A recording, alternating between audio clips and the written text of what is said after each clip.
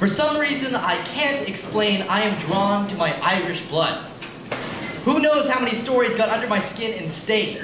Cuchulainn, Sistanta, how they made a man a dog, Uiscin and Tirna Nog, the land where you don't grow old. How Vintan, an ordinary fish, ate 9 hazelnuts and fell into the well of wisdom.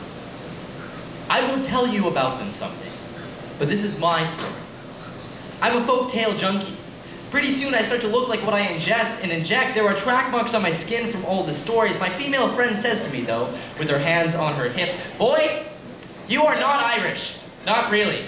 Your father is Belgian Chinese, you were born in New York, you were raised in Canada, and the other half of you, half, is this culture that you blab about like a redneck who has seen an alien." True.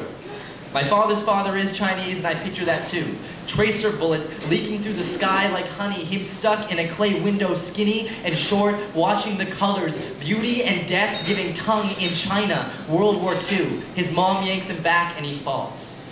I love that story, but I don't feel Chinese and I don't feel Belgian. There was something about that sound.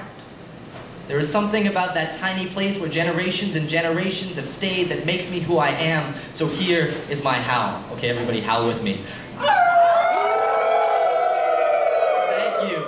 It links through the thick flesh of the ground, the fatty earth that drips with mystery. My mother's howl, it has echoed across oceans for more years than there are in all the trees in a forest where no man treads.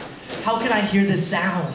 What ghost of noise still haunts me from the old country? How does it survive, thrive? My mother's howl, that somehow I feel is home. My mother's bones and her mother's bones come from the mother whose voice makes me tremble. Silver against the sky, so rich with rain. Endless images, each more vivid than the last. Legends that wrap themselves around my veins. Fill me with the ground that Seamus told me about. My mother's howl is 1,000 fist fighters. Because every color of skin has had their tale contended with desperation and shed their blood in that ring. The music, like the taste of the ripe starry sky, the crisp smoke photographs of the feminists in line, their right to vote, fought and won long before the United States ever learned that kind of grace. The pride so bloated and glorious it could rip the wind out of the royals ingrained in their life was the fight for freedom. Because they were a country of poverty and poetry. A stomping rhythm in every step along the streets, each of them held that beauty in their lungs until it occupied their sinew.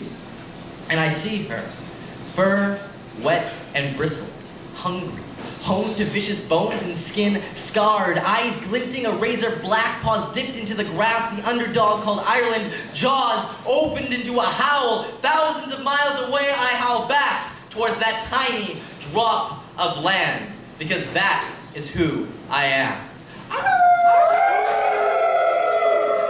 Thank you.